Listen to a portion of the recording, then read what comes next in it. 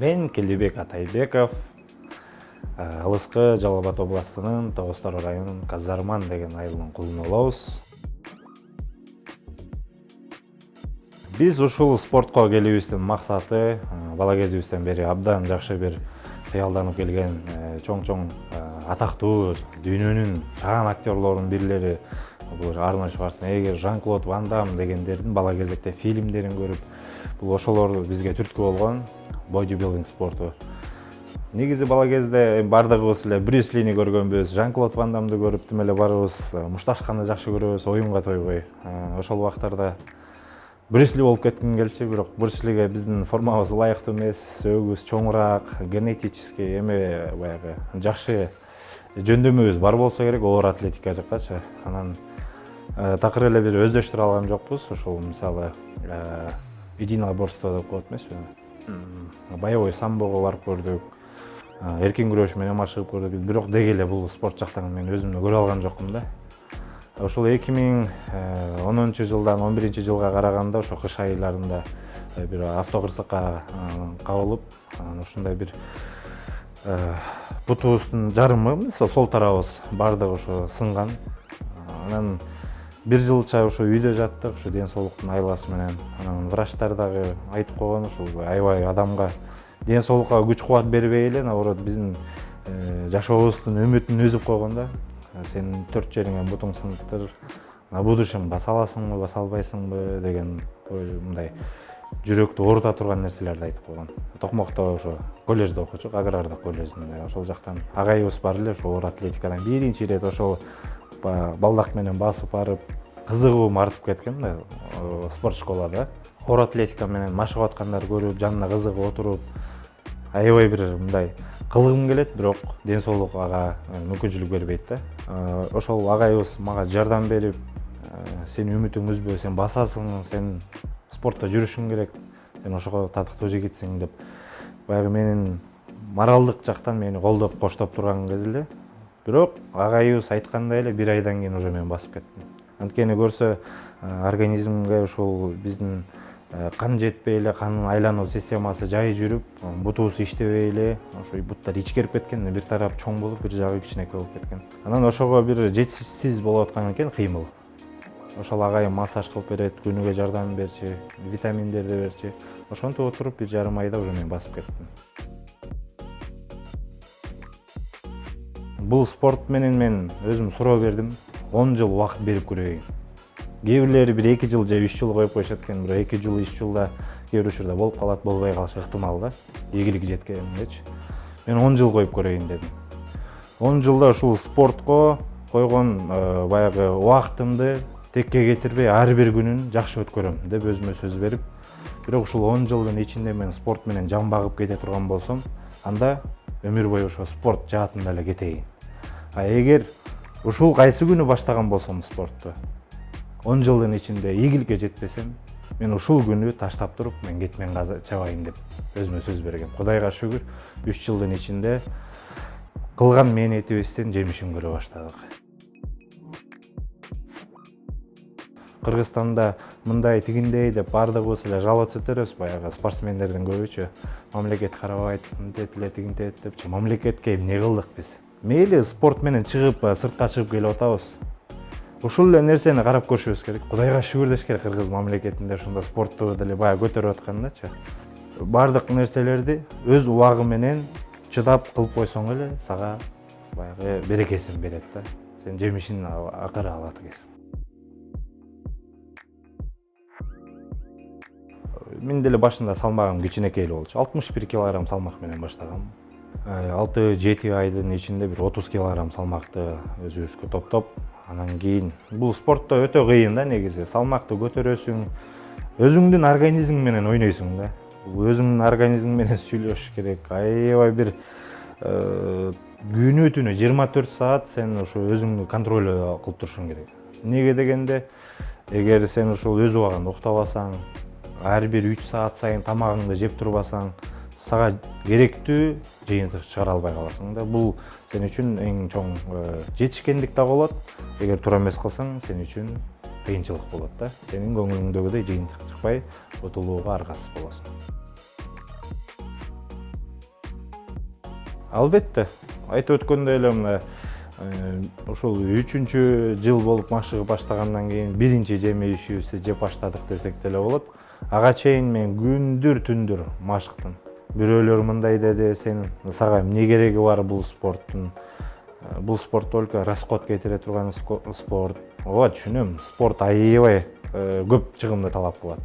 Аябай көп чыгымды талап кылат. Бирок чыгымды талап кылганың менен сен жүрөгүңдө бул спортту сүйүп аткан болсоң эмне кыла аласың? Аргасызсың да, сен кетесиң. Ушу менен сен көрүп турасың, сен дүйнөлүк аренага чыга турганыңды көрүп турасың. Байдын баласы бул спорт менен машыкпайт. Бул спортко жөнөкөй карапайым балдар спортто жүрүшөт да негизи. Себеп неге? Выживать этиш үчүн, жашап кетиш үчүн. Мээнет кылып курсакты тойгузуш үчүн башталат да биринчи. Анан кийин ушул спорт менен жамбагам деп күчтүү спортсмен болосуң да, ийгиликтүү болот. Эч качан байдын баласы ийгиликке жете албайт баягы эмеде. Миллиондон же миңден бирөө болушу ыктымал да. Бодибилдинг спортунда жаңы келген убакта көптөрү сынып калып атышат, жаш балдарыбыздын баары көптөрү сынып, эмне кылаарын билбей эле келип сурашат, айтасың, үйрөтөсүң, бирок со временем эле таштап койгон күндөрүн көрөсүң да. Бул бир күн таштасаң, сен уже 3 күн артка кеткен болосуң бул спортто. Бир ай таштасаң, сен уже эчтеке фундаментиң эле калган болбосо калган баарын куратып жүргөн болосуң да. Андыктан көп убакытты талап кыла турган спорт да бул. Өзүңдү өзүң баягы сындырып алуу деген бар экен. Спортто предел жок да, ийгиликти көздөй вершинага чыгам деп эле кете берет экенсиң. Бир убактарда ошо мынакей дүйнө жүзү боюнча карап көрсөң деле баягы өлүп калган убактар болот, көп атлеттерибиз. Деги эле атлет чоң спортто деп айтайын да. Мен деле ушул сыяктуу бир күнү ойлонуп кетем да. Көп ойлоном бул жаатынчы. Ушул жакта көп кырсыктар келбесе экен депчи. Аракет кылыш керек. Бирок чоң спорт абайлап кылдаттык менен болсо, азарт менен өзүңдү сен жогото алышың ыктымал да. Андыктан бардык спортсмендерге же жаңы баштап аткан атлеттерге деле айтмакчымын, ушул нерсени абайлап кылдаттык менен кылыш керек. Бул спорттун биздин мамлекетте наоборот эң жакшы келечеги бар десек жаңылышпайбыз. Себеп дегенде бул спорт биздин мамлекетте абдан жакшы өнүгүп өсүп аткан учурда мынакей 2012-жылдан бери аябай популярдуу баштады. Орто Азияда негизи Кыргызстан аябай жакшы ийгиликке жетиш десем деле жаңылышпайм. Мисалы, эми атлеттерибиз дүйнөлүк деңгээлге чыкпаса дагы, бирок өзүбүздүн мамлекетте эң чоң активдүүлүгүбүздү көргөзөбүз да. Бардык, мисалы, Орто Азияда Казакстан, Өзбекстан ушул сымал бизде негизи бодибилдинг спорту аябай жакшы бааланып, каралып келатат да азыр. Айтып аткандай эле Арнольд Шварценеггердин баягы эстетический формасы абдан жакшы болгон. Бул 80-жылдардын чемпиону болгон да, 7 жолку мистер Олимпия болгон. Форма түзүлүшүм кээ бир жерлерде, мисалы, мен колдорумдун түзүлүшү абдан окшош. Ошо Арнольд Шварценеггердинчи. Ошо кишинин боюндай менин боюм жок, бирок формасы абдан жагат. Ошол себептен менин кумирим катары ошол эле киши. Дүйнө жүзү боюнча. Андан башкасын деле мындай күчтүү спортсмен катары баалайм. Бирок менин кыялымдагы форма ошол да. Мен эгер боюм узун болгондо ошо кишиникиндей кылмакмын да. Кыргызстандан көп нерсени өзгөрткүм келет. Биринчи эле спорт жаатын аябай көтөрөт элем. Ошо бизге окшогон аксап кыйналып жүргөн спортсмендердин баардыгын өйдө көтөрөт элем. Көмүскөдө жаткан спортсмендердин баардыгын. Көмүскөдө мыкты спортсмендер жатат. Азыркы кичине болсо да атагы чыгып, анча-мынча спонсорлор аркылуу алдыга бир шаг алдыга чыгып жүргөн спортсмендерибиз көп. Бирок андан күчтүү жигиттерибиз бар, мыктылар бар. Аларды эмнедин айынан, ушул финансы жагын жетишпегенин айынан көмүскөдө калып атат да, айылда жатышат.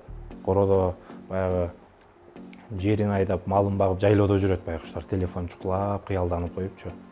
Мына ушундай балдарды алып чыгып, кыргыз жерин көтөрүп, Кыргызстандын бекемдигин бириктирип, мондай бир улут экенибизди көргөзүп, ушундай бир достойный бир калк экенибизди дүйнөгө тааныткым келет да.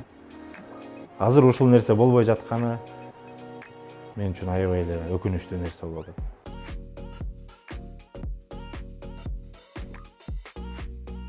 Элдерибиз бай. Элдерибиз абдан бай. Эмнеден байкайбыз? Көп баягы соревнованияларга сыртка чыгып келебиз да. Жок эле болбогондо Орто Азияда Казакстан, Өзбекстан барып карап келесиң. Ал жерлерге барсаң, адамдар эч качан мындай крутой машиналарды айдабайт. Айдайт. Бирок чоң эле шаарларда, чоң эле эмелерде. Кыргыз элине келсең эле квартирасы жок, өз жашай турган үй болбосо да, бирок тээп жүргөн машинасы бар да. Анысы кандай машина? Эң чоң кымбат машиналар да. Бир жагы эле бир 5-7 миң доллардан үйдө көздөй да. Бирок үй жок. Жашай турган.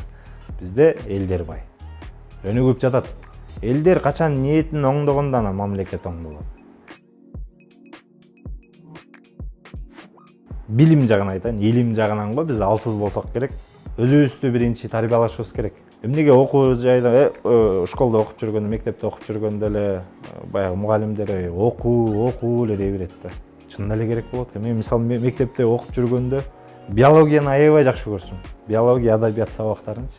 Бирок химияны өлө эле жаман көрчүмүн да. Мээме да кирчү эмес. Азыркы жашоомдо мына могу спортто химия деген нерсе номер 1 турат. Мына көрдүңүзбү, кемчилигибиз ошол да. Канчалык ушунчалык мындай билим берип аткан болсо дагы өзүбүз аны кулактын сыртынан кетиребиз да, анан аксап турган учурубуз да. Өзүбүз көнүп алганбыз. Мугалимдерди, же болбосо дагы бир чоңдорду, же дагы бир башкаларды өзүбүз бир ушу жарым акчасын бере салып, эптеп өтүп кетип, анан дагы бирөө сизге жарым акчасын берсе, аны ала коюп, кымтынып тиге көргөзбөй калыпчы. Өзүбүз ушу билимден аксап турган кезибизде башка мамлекетти карап көрүңүзчү. Башка мамлекет андай эмес. Билимиң күчтүүбү, мээң иштейби? Сен алдыда жүрөсүң. Ооба, көптөрү суроо беришет. Бардыгы эле чыгат, эмнесин карайсың? Бардыгы бирдей эле көрүнүп атпайбы деп. Суршитет окуат, мисалы, бардык денедеги суулардын организмде суунун бүт барын чыгарабыз. Бүт прям ушунчалык. 1,5% калганга чейин даже организмде. Ал бир күн, 2 күнгө өтө кыйын күн бул. 2 күн сууда ичпейсиң, кургак тамак жейсиң только. Мына ошол убактарда билинет сенин бул жашоого болгон кызыгыңчы. Аябай кызыктуу боло баштайт. Ушул соревнованияга чыкканда сенин формаң түзүлүшүнүн пропорция деп коет. Симметрия, пропорция деген нерселерге карашат. Ошол эле абдан бардыгы жетиштүү болуп аткан болсо, сенин баягы булчуңдардын чоңдугуна карашат.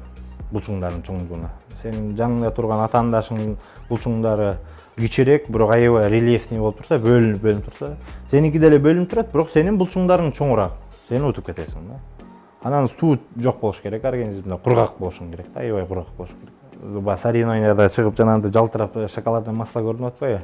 Аны жапкандан кийин бүт бардык клеткалар воздух жетпей калат, ичке кирбей калат.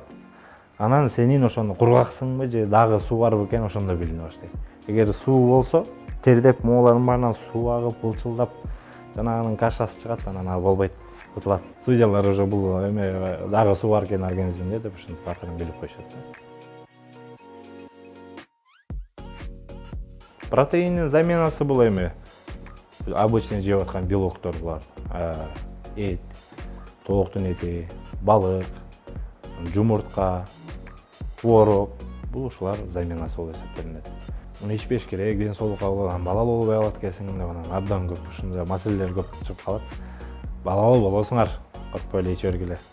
Себеп дегенде бул ошол бодибилдинг спортто бир күндө ошол баягы рацион деп коет тамактарын. Сен бир күндө 6 жолу тамак жешиң керек. Бирок биздин ашказан темир эмес да. Монтип эле мясорубкадан салып эле эзип эле тияка чыгарып кое албайт да. Биздин ашказан деген тирүү зат. Сиңирип кете турган учур болот, кете албай кала турган учур. Мисалы, каждый 3 саат сайын эле жесеңиз, сиз уже дыңгыйып каласыз да. Сиз 4 жолу тамак жедиңиз, бирок 2 жолу дагы жеш керек эле да. Сиз ошол суюктук менен протеинди, баягы 1 порцияны саласыз, 30 грамм белок аласыз да. Ошондо, мисалы, менин салмагым 105 килограмм болсо, ар бир килограмма 4 граммдан белок жешим керек да. Ошондо мен бир 450-500 граммга жакын белок жешим керек болот да, бир күндөчү. Эгер мен соревнованияга даярданып аткан убакыт болсо, меники башка болот. Мен тамагыма эч ким кол салбайт. Анан эң башкысы көбүнчө өзүм жасап жейм. Себеп дегенде туз кошпош керек болуп калган убакыттар келет. Майлуу салбайсың, вообще салбайсың. Мисалы, помидорду ашыгы менен салбайсың. Бүт граммда 1 грамм болсо 1 грамм салып жеш керек. Андан ашырып же кемитип алган болсоң, сен артка кетесиң, же болбосо ортодо жылбай эле тура бересиң, же ушунчалык бир формаң бузулуп кетиши ыктымал да. Профессионалдуу бодибилдердин эмеси да бул, өзүнүн жумушу во время соревнований. 2 ай убакыттай кетет да. Ошо бир 107 салмак кезимде, 107 салмак, 220 килограмм көтөргөм жатып алып. Андай эмес, бойду наоборот, бою өсөт. Менин боюм 1,72 болчу. Ушу спорту жаңы баштагандачы. Азыр 1,77 өстү. Бул наоборот өстүрөт. Эмнеге өстүрөт? Дайыма биз кыймылда жүрөбүз да. Дайыма турникке тартынабыз, дайыма белди түзөп жүрөбүз. Чынында абдан жагат китеп окуган. Бирок көп жылдан бери окуй элекмин, чындыгын айтчу. Көп жыл болгону канча? 2 жыл болуп калды окшойт. 2 жылдан бери китеп окуй элекмин. Ушундай эле бир чаканыраак эшик болчу экен. Анан үстү дагы бийирээк эмес, жапсыраак экен.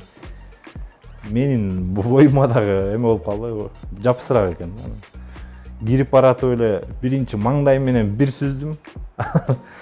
Эңкейип кирейин десем, уже бул эки плечим батпай калды. Мындай чаканыраак эшик экен да, анан таң калышып. Анан артымда менден 2 эсе келген балдар келаткан. Биз жөргөлөп эле келели дейт го. Ошондой убактар болгон, кызыктуу күндөр. Бул убактылуу нерсе, бул шарт экен. Бул нерсени бир алым дебейинчи, бир жакшы күчтүү молдокебиз деле айтып берген. Эгер сен ушул спортту сүйүп жаткан болсоң, сага зарыл болуп атса, сен убактылуу гана кийип койсоң болот дейт. Ал тренинг эмес, жөн гана короткий нерсе, Эми бул нерседе бодибилдинг спортунда сиздин ошо буттан, тамандан эмес, төбөңүздөн башкасын бардык мышцаларды эсептеп чыгышат, салыштырып чыгат. Ушул жамбаш эттин дагы булчуңдары көрүнүп турушу керек да. Сичатка деп коет, мындай бөлүнүп өтүп туруш керек да. Ошол убактарда ошон үчүн тоң кийрек кийишет да. Анан аябай Кыргызстанда бул нерсеге абдан карашат да. Мындай тигиндей дешипчи, анан көп инсандарыбызга да айтмакчыбыз. Баягы интернет тармактарына отуруп алып, сырттан отуруп алып аябай комментарий жазышат эмеспи. Бул зарыл экен болгону, зарыл экен. Ошон үчүн гана кийебиз. Ар бир адамдын, ар бир булчуңу бат өскөн булчуң болот, анан жай өскөн булчуңдар болот да. Биз азиаттардын катарына киребиз. Бул балтыр булчуңу деп коет, икра деп коет бул жакта, көйлөн. Ушул булчуңдар негизи аябай жай өсөт. Дайыма басып жүрөбүз да. Ошонун айынан буларга жетиштүү эс алуу болбойт да. Ошонун айынан жайыраак өсөт экен, ошону түшүнгөнбүз. Бул спортто предел жок. Токтоп калуу деген болбойт. Сиз 50 жашта баштасаңыз, 10 жыл кылсаңыз 60-та ийгиликке жете бересиз. Эч кандай эң эле ушул спортто сизде кайсы возрасттан баштасаңыз ийгилик жаратканга мүмкүнчүлүк бар. Кытайдык чалды көрдүңөр беле, сакалчан чалды 85 жашына барганда уже айтып атпайбы. Мен 85 жашыма келгенде мен өзүм ким экенимди сездим дейт. 85 жашына барып, ошол өзүнүн ким экенин билип атат. Менин кесибим эмне экенин. Фитнес модель, элестетиңиз. Фитнес модель 85 жашында. Андыктан бул спортто эч качан чек жок. Мен азыр мисалы залымда байке учениким бар. 50 кече жакында 54 толду. 52-синде мен менен бирге баштаган. Байке болчу кадимкидей эле. Курсагы чыккан бул жакта да курсагачы. Анан веси 97 болчу. Бою кичинекей, 1,62 бою. 1,62ге 97 килограмм өтө бир башкача көрүнөт да. Анан азыркы веси 70. Денеси 25 жаш баланыкындай. Лицосу эле 1,35дей көрүнөт да. Үй шартында негизи машыкса болот. Абдан жакшы көнүгүүлөр жасаса болот. Баягы турник, брусья, отжимание, анан бир чакан бир 2 гантель алып койсо бул жетиштүү да негизи. Мисалы бүгүн 15тен 4 жолу кылган болсоңуз, эртең 16дан 4 жолу бирден эле кошуп кете бериш керек да, бирден эле. Ошондой ийгиликке жетет. Ошо бир кыш айында бир иничегибиз интернет аркылуу байланышка чыгып, байке менин бутум сынып жатат. Үйдөн кылсам болобу деди эле. Жатып алып ушунчалык эзинип атам, эмне кыларымды билбей жатам дегенден макул деп бир программа түзүп бердим. Мына кече жакында келди. Абдан сонун форма. 17 килограмм кышы менен баягы вес кошкон экен, 17 килограмм. Булчуңдарын көрсөңүз абдан сонун. Бир 12ден отжимание жасап баштагандан кийин бир подходу азыр 150ге жетип калыптыр. Бул таң калыштуу нерсе да. Мен таң калдым даже. Дисциплина керек да, буга өзүбүзгөчү организмге дисциплина керек. Кыл дегенде кылсаң өсөсүң. Жалкоолонуп бүгүн эртең кылып коем десең анда болбойт, ал ийгиликке жетпей. Кечки саат 7де деген болсок, значит ошол 7де кылышыбыз керек. Эмнеге дегенде, бул булчуң эттери ошол убакытка көнүп калганда, мына азыр ушул времяда организм да ушундай. Тирүү жан да бул. Ушул времяда аз нагрузка келет деп түшүнөт да. Аны бериш керек. Бир учурда көнбөйт, кыйналып отуруп, болбойт, однажды моюн берет да. Анан өсүп чоңоюп чыгат. Бул ушундай бир татаал зат да.